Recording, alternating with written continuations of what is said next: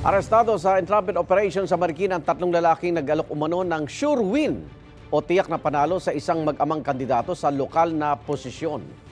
Batay sa investigasyon, nagpakilala mga IT expert ang mga suspect at may connection daw sa COMELEC.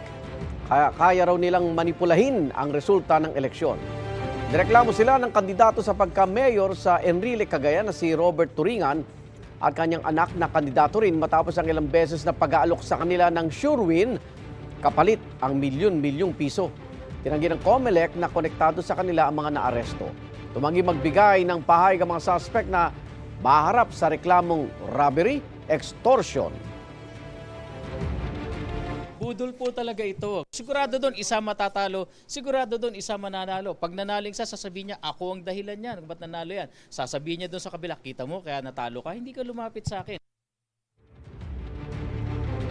Igan, mauna ka sa mga balita, mag-subscribe na sa GMA Integrated News sa YouTube para sa iba't ibang ulat sa ating bansa.